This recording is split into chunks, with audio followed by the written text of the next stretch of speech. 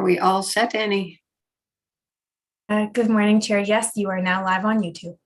Thank you so very much. Good morning, everyone, and welcome to the March 28th Grants Committee meeting. My name is Kathy Daigle-Gammon, Councillor for District 1, Waverly, Fall River, Musquodoboit Valley, and Chair of the Grants Committee. I'd like to call this meeting to order and to provide our land acknowledgement that the Halifax Regional Municipality is located in the Mi'kma'ki, the ancestral and traditional lands of the Mi'kmaq people. The municipality acknowledges the peace and friendship treaties signed in this territory and recognizes that we are all treaty people. So now we'll do the roll call. Councillor Trish Purdy for District 4. Good morning. Good morning, Madam Chair. Good morning, everyone. Happy to be here. Great. A little informal, so we're going to go by first names here. Councillor Lindell Smith, District 8. Lindell. Hey, folks. Happy to be here. Happy to see you.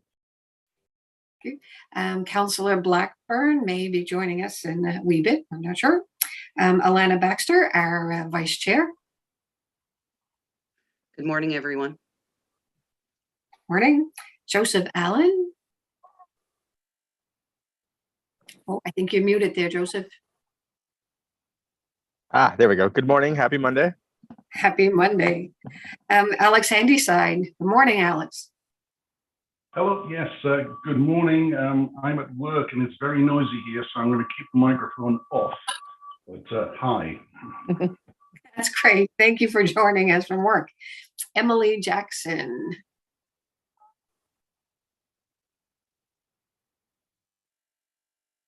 I see your name, Emily.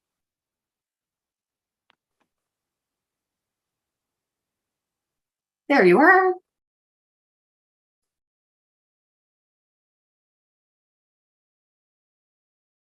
We saw her for a second.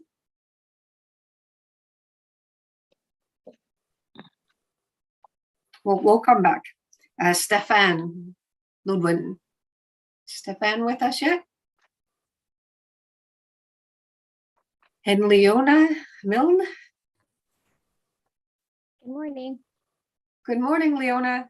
Hi there. Great. And shall we try one more time for Emily? We lost her again. She might be coming back in. So we do have quorum. Annie, do we still have quorum even though we know Emily is in and out there? Good morning, Chair. Yes, we do still have quorum, and I can see that Emily is trying to get back into the meeting now. Okay, great. Thank you. So we will move on then to the second item of our agenda, which is the approval of the minutes of December 13th, 2021. Are there any errors or omissions? Hearing none, could I have a motion to approve the minutes, please? So moved. Thank you, Trish. A seconder? Second. Oh, I see Alex has his hand up. Alex, is there an error or omission with the minutes? No, it was to approve. Oh, okay. Then we'll have you down there as a seconder, if that's okay with you, Joseph. Not a problem. Okay, great. So moved and seconded.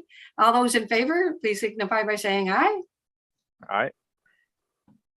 Hi. Great. Opposed, nay. Motion is carried.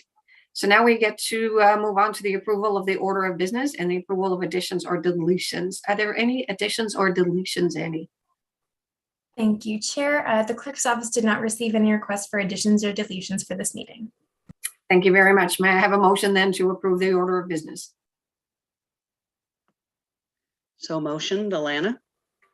Thank you, Alana. Is there a seconder, please? I'll second. Thank you, Joseph. All those in favor? Signify by saying aye. Hi. Opposed, nay. And the record would show that Alex had his hand up, possible to approve. Thank you. Business arising out of the minutes. Is there any business arising out of the minutes? Thank you, Chair. There is none for this meeting. Thank you very much, Annie. 5 is the call for declaration of conflict of interest. Hearing none, we can move on. Consideration of deferred business, there was none.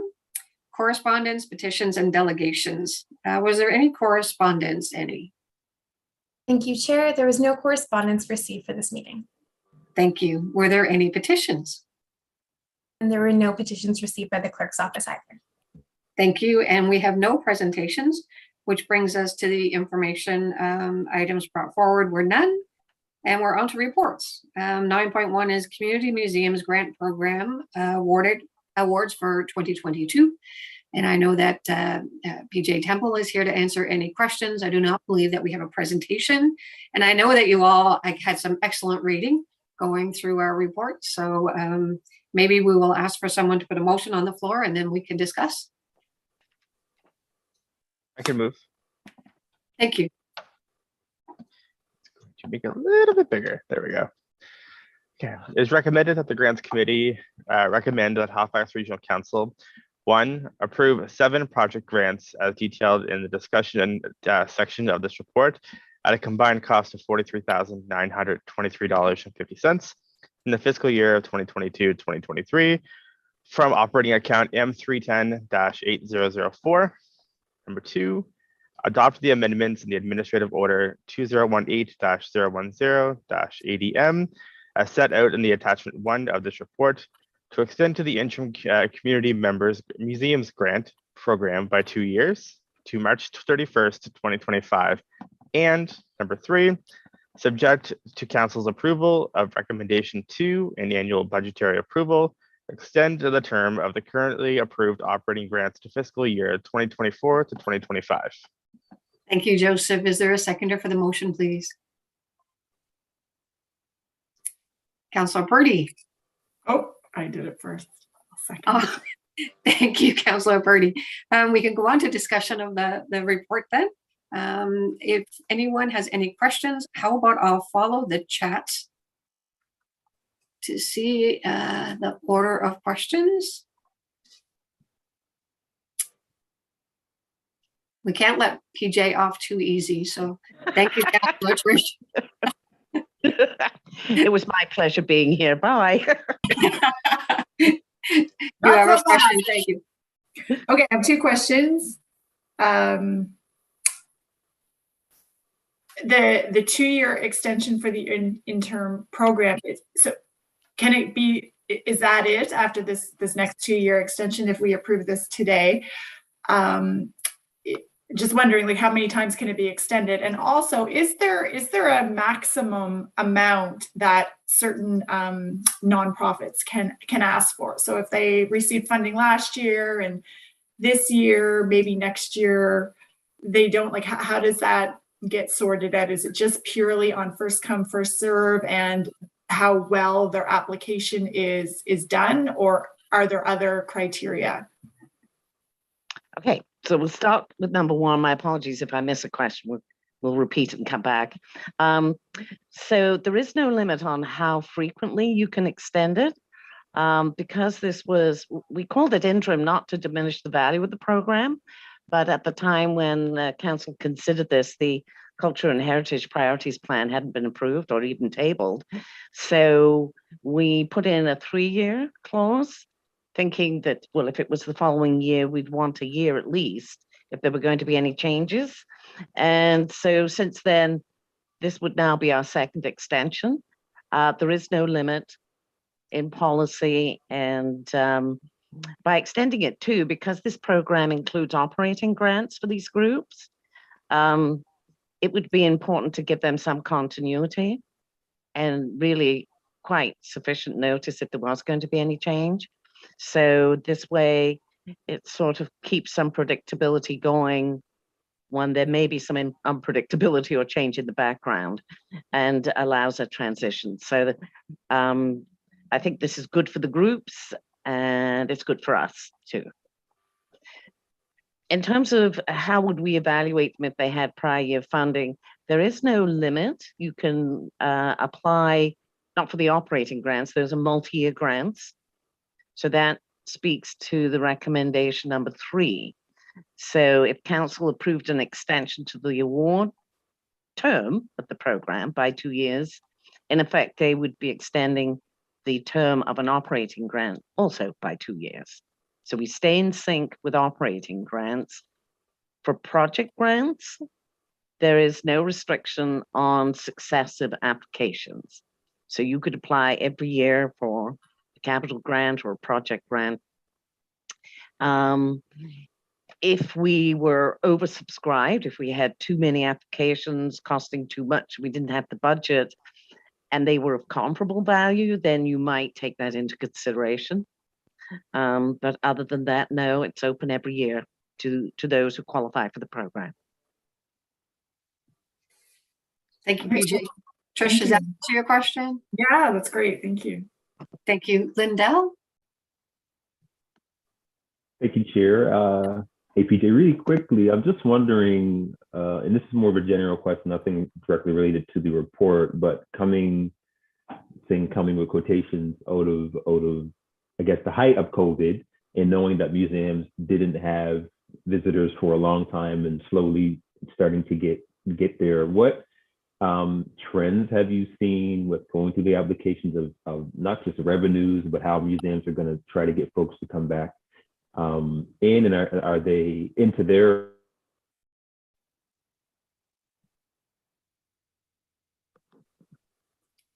Oh, I think you just froze there, Lindell.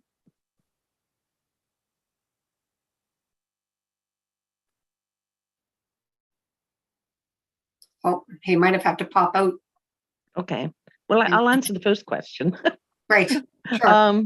So in terms of post-recovery, yes, the museum sector, as per most, will have I don't know if I got kicked out somehow. I'm not sure what happened. Okay. So maybe take the first one and I'll see if you didn't get the second one. Okay. So the first one, yes, one would expect that their revenues will be down because they wouldn't have had the visitorship. That said, we haven't amended any values of the operating grant. So even though some of your costs would have been down, so would have your revenues. And the museum sector was one of the few that I'm aware of that could apply for emergency funding under COVID recovery. I believe that was a provincial or federal program. So I think relative to some other sectors, you know, they might have not have done as badly as, or, you know, struggled as compared to, let's say, nonprofit groups who have no government operating funding. I didn't get the second question. Sorry. The second one was because of everything that you just said. Have you seen museums come to us asking for different streams of revenue, more revenue for us to expand the grant program? For just have they asked for more or tried to look at different ways to access funding to the city, or they just been going through our regular streams? We haven't received any requests for an increase in operating funding. Two, I think actually I was surprised that there were relatively few applications for the project grants. Now, that might be a question of different priorities. If I have limited capacity to put out grant requests, I might focus on a larger program. It might also be their capacity, particularly going into this year where there's still a little uncertainty. Do I want to undertake, let's say, a major capital project, and I'm really unsure of my volunteer staff capacity, and am I going to be interrupted? The other factor, I think, with capital grants, again, across the board for the entire sector, is probably the availability of some construction companies or tradespeople. So having the money isn't necessarily enabling the project to go forward in a reasonably predictable way. So we might still be in the wobbly stage. We're coming out of a shutdown, we're opening up, but I think it's fair to say there's still some uncertainty going forward. But I believe that most will plan on opening this year, maybe with different restrictions, maybe with none, maybe a shorter time frame. But my sense is particularly those in rural communities or outside the urban core, a lot of their visitorship may actually come in the fall. Bus tours, vehicle traffic that might be local visitors as opposed to tourists. So I think that it's going to be interesting as it unfolds to see how they do. But so far, we haven't heard anything. We're on the brink of collapse. They seem to be holding in, obviously still undertaking work. And they have completed work too, even through the shutdown.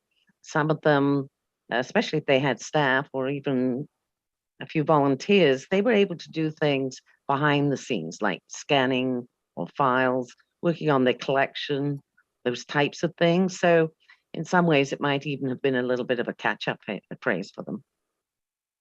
Thanks, that helps. Thank you, PJ. Thank you for the question, Lindell. And now we go to Leona. Hi there, good morning. I guess my question is for PJ. PJ, on page 5 of the report, there's a recommended decline in 2022 for number 8. Mhm. Lacadie, the Chesapeake Association, the Acadie House Museum, West Chesapeake. And I know the application was declined because it was, I think, incomplete. And there's a line here in italics at the bottom. The applicant will be provided with feedback and may elect to reapply in the 2023 program. I think museums add a lot to our community, and they're a good way for us to understand history and culture. And I wonder for an applicant like this, if there will be coaching along the way as they perhaps reapply in 2023. I just want to know like what measures we are taking to help them be eligible for funding for next year. Sure. So through you, Madam Chair. Well, first of all, this is a recommendation from staff, not a decision. So the actual decision would be made by regional council. But if they voted in favor of this, we would provide written feedback to the applicant, itemizing the reason for a recommendation to decline. And we would certainly offer assistance to them in terms of, in addition to the feedback, if they had questions of clarification or they're looking for advice or where do we go, what kinds of itemized costs they might include, we'd be happy to provide that. And that kind of assistance is available to all the groups in this program leading up to a submission. We have to be careful not to change an application after it's been filed, but certainly we could give very detailed feedback to them so that they know what they might need to provide in next year and not simply come up with the same result if they submitted the same submission 12 months from now. So yeah, it's that feedback I think is important That's for great, both thank you. parties. Yeah, it sounds like there's initial feedback, but there's also almost coaching along the way if they do have additional questions of how to submit their application. Thank you. Thank you, Leona. I don't see any more questions. Oh, I had one. Oh, okay. Sorry about that, Stefan. I was looking for the chat and I didn't see your hand. Oh no, it's Joe. It's okay. Oh, sorry. It's okay. No worries. So I did have a question for PJ. I know we had talked last year in 2021 in regards to providing additional support to community groups and museums, for example, through the process of going through and applying for grant programs and for special projects.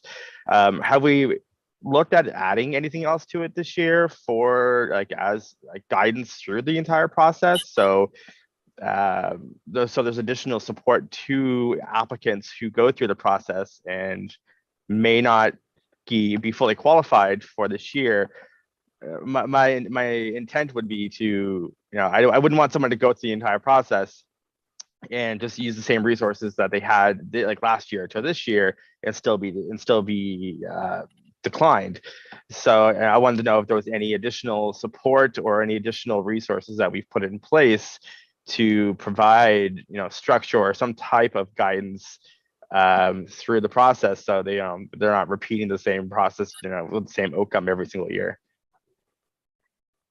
Okay, through you, Madam Chair, the program does have a written guidebook with it as well. So I personally, I think that the policy itself, by the way in which it's written, isn't the most accessible. Hence, we have a guidebook which provides that kind of coaching or clarification around what we're looking for in an application. We don't do workshops at this point for this sector, but they do meet regularly. I think it might be biannual, if not quarterly. And a member of staff from Culture and Events attends that, Kelly McIver, who's manager of collections. So I think, you know, collectively they come together and talk about what's going on in the sector. Everybody who applies, if they were declined, they would get that written feedback as to why. Leading into an application, there's every opportunity to send inquiries, and we do receive these. They're mostly by email, sometimes by telephone. So it may be specific to a particular project they want to do, or clarification, can I apply for more than one project, that type of thing. Certainly, you know, we make every effort to encourage them to contact us, because we wouldn't want to see Lacadita Chesapeake or any other group put that kind of effort into a submission to no avail and then repeat that. So yeah, it's certainly there and available. And for us, this is a relatively small program in terms of the number of organizations at this point. There are also a couple who are not in the program who are working towards eligibility, and those groups have the option to apply to the community grants program. And both of them have in previous years. So again, there's that opportunity to provide feedback if they apply to that program. So it's there. We can't mandate it. Right? We can't say, we won't give you an application form until. So we have to be respectful of their choices as well, but certainly it is there should they want to reach out. And PJ, if I sorry, could add to it too, Joseph, I would say that if you've looked online and gone through the guidebook, it even gives the scoring criteria, so people know exactly where the sections are weighted, which is really helpful. Right. And the other resource that is available to nonprofits is, of course, their district counselor. So I know that I've sat with quite a few nonprofit groups that are making applications to make sure that if they've got questions, where is the right place to go to? So they also, nonprofits have the resource of their counselor available to them. And they should be using that too, to make sure that they get all of their I's dotted and T's crossed. And if there isn't a question that can be asked, I would say that the staff are phenomenal at getting back to people in a timely manner, especially when deadlines are approaching. Great, thanks. That answers my question. Great. Thank you, PJ. Are there any welcome. other questions? If not, can we call for the question? Question? Thank you, Trish. All those in favor, please signify by saying aye. Aye. Aye. Aye. And the record would show that Alex has got his hand raised in support as well. So opposed, motion carried. Thank you very much. Thank you. Now we get on to 9.1.2, which is the less than market value lease for the Canoe to Sea Society. And I believe Michael Ryan is here if anyone has any questions about this. So perhaps someone will put the motion on the floor and then we will be open for the conversation and discussion.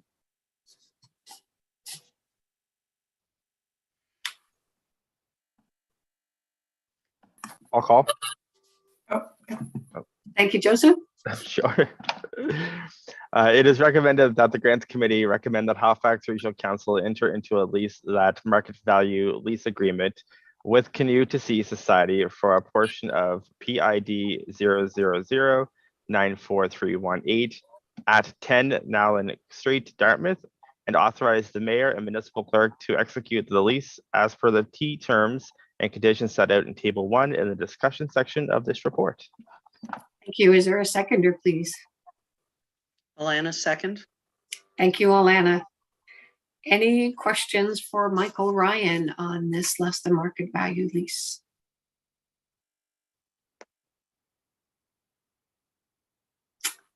We'll call for the question. Question?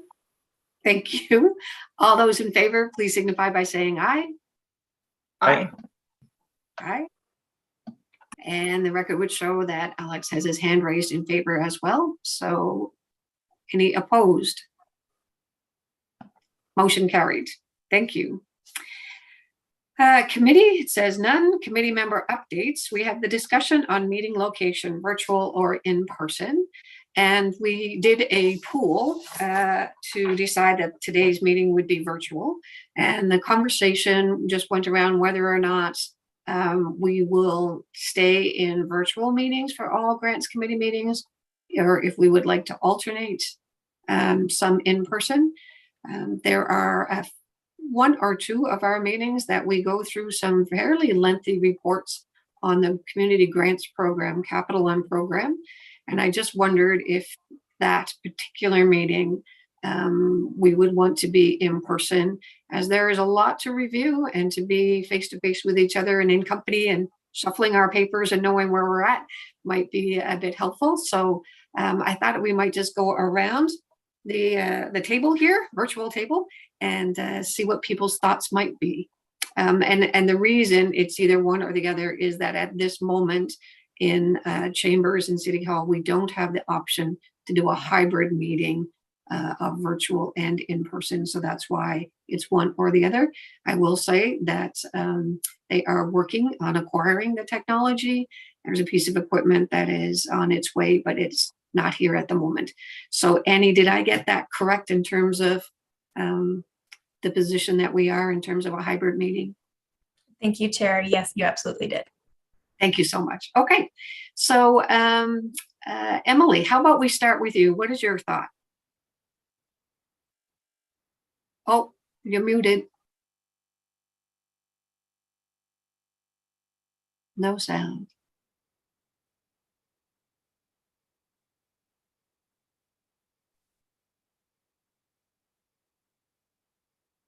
So sorry. Would you type in the chat if that's better, but okay. Chair, if I may, I'll just potentially ask if the member could just check their audio settings in the bottom left corner. If you click on your microphone, there's a little up arrow next to it. And if you just ensure that your computer microphone is selected rather than a set of headphones or something of that nature, that might solve the issue. Thank you, Annie. Maybe we'll go to Joseph while we wait. And Emily, if you get your voice up there, just interrupt us. Hello. I'm of either one, and you are correct. I feel that with the livelier meetings that we are going to have coming up in the very near future, it would be beneficial to have them in person, just because they are quite lengthy and they are a lot of documents to peruse in a few hours. So I'm in favor of in person, but if the swing vote, obviously I'm either or at this point. Okay. Not really helpful, but that's how I feel. Okay, thank you. Alana.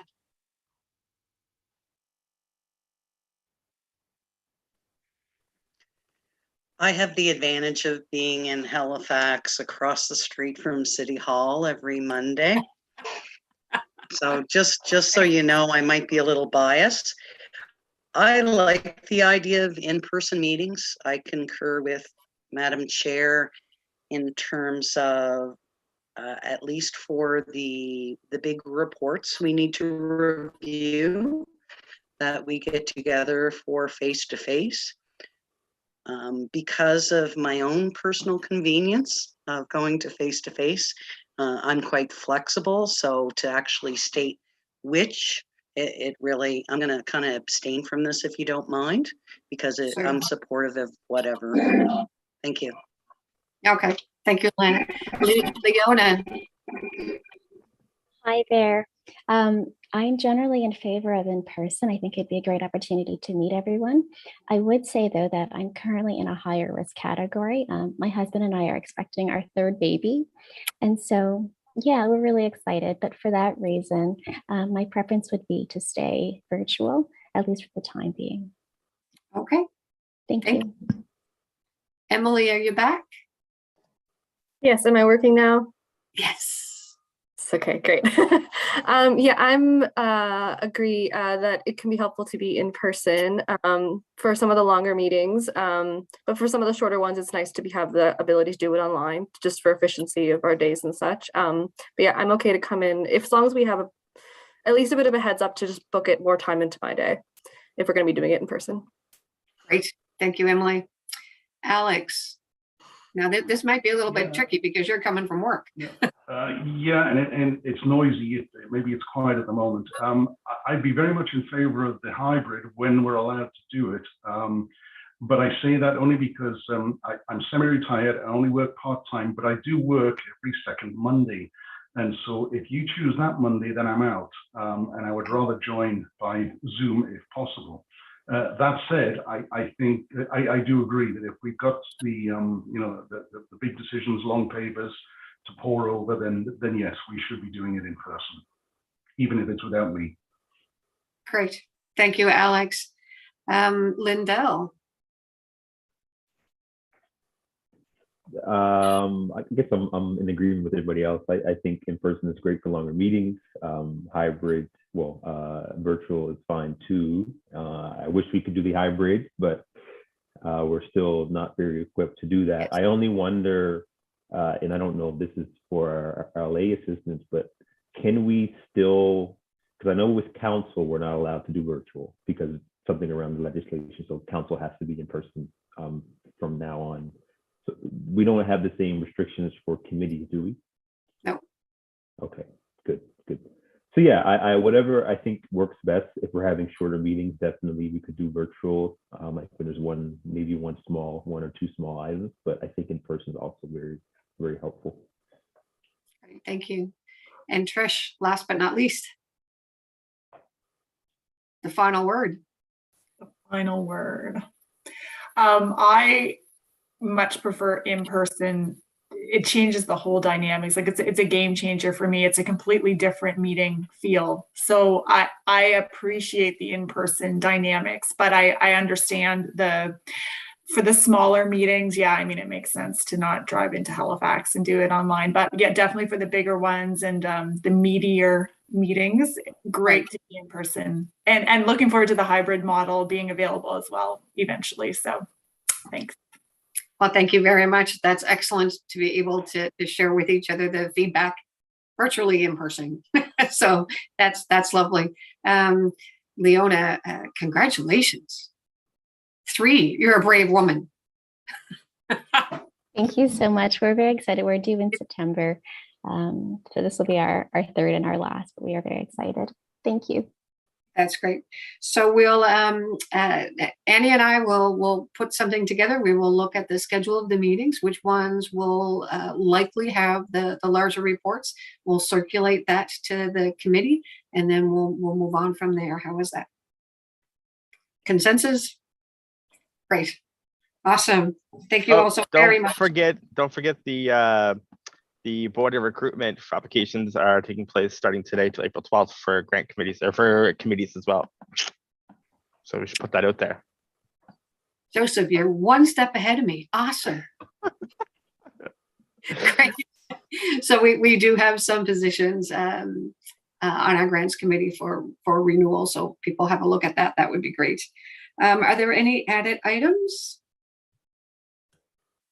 Not seeing any. The date of our next meeting right now is April 11th, 2022. And so we will ask for an adjournment. So move. We all want to stay. Thank you, Councillor Purdy. Motion to adjourn. Thank you. See everyone April 11th. Have a beautiful